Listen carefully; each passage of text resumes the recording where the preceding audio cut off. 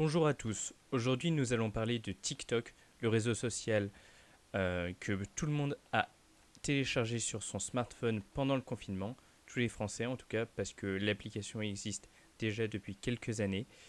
Alors, TikTok, beaucoup en parlent sur YouTube, les vidéos tournent sur Instagram aussi, donc l'autre réseau social qui est beaucoup utilisé par les jeunes notamment. Mais il n'y a pas que des bonnes choses, il n'y a pas que des tutos sur TikTok. Et pourtant, il n'y a que ça que l'on voit sur YouTube, des tutos, des hacks, comme c'est appelé. Et donc aujourd'hui, je vais parler de ce qui est mauvais sur TikTok. Donc TikTok, comme certains réseaux sociaux, sont laissés à des jeunes adolescents par leurs parents qui les laissent télécharger le réseau social.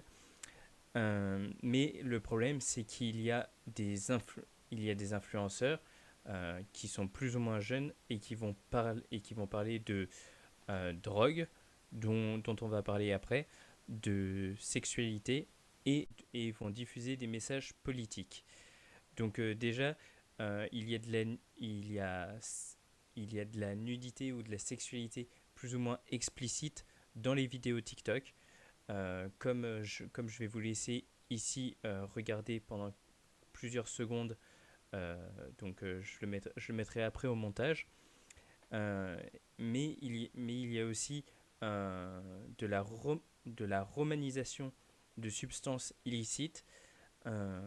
Comme vous le voyez en ce moment pendant la vidéo, il y a une jeune fille a fait un montage euh, avec un montage entre guillemets planant et coloré avec où elle se montre en train de prendre une pilule.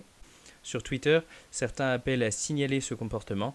Selon ces lanceurs d'alerte, selon ces lanceurs d'alerte qui sont sur Twitter, euh, cette vidéo montre que c'est trop cool entre guillemets de se droguer, que c'est fun.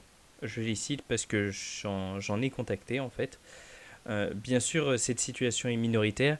Dans la plupart du temps, euh, les autres TikTokers, si on peut les appeler comme ça, dénoncent la prise de drogue ou s'en moquent. Mais il y a aussi vous avez vu aussi des personnalités sans doute sur TikTok, Emmanuel Macron ou Jean-Luc Mélenchon. Jean-Luc Mélenchon qui avait repris euh, le tueur de ma vue de Weshden pour répondre à Macron. Jean-Luc Mélenchon, pour rappel, qui est le président du groupe La France Insoumise. Mais il y a aussi des jeunes, des adolescents qui diffusent des messages politiques, pas forcément en utilisant leur voix, mais seulement à l'image.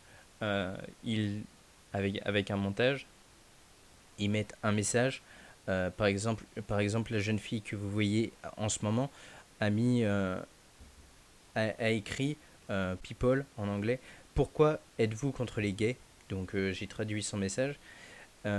Et elle a tagué avec des hashtags stop homo et bannir les gays en anglais.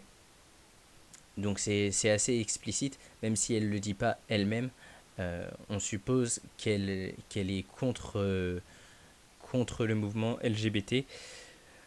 Et il y a aussi l'autre jeune que je vous montre en ce moment qui diffuse des messages extrémistes et il marque, enfin il tag hashtag conservative en anglais, donc qui veut dire conservateur, euh, où, où il explique que le viol ne justifie pas l'avortement.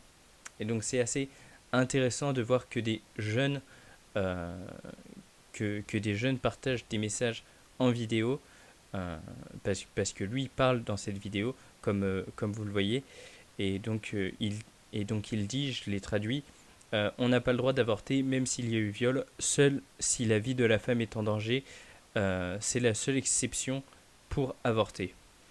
Donc personnellement, je vais donner mon avis sur TikTok. À la base, j'avais l'impression que c'était un réseau social, pas un média, pour les jeunes, avec beaucoup de vidéos, de courtes vidéos enfantines. Mais comme on le voit, comme je viens de vous le montrer, il y a des messages politiques qui ont été repris.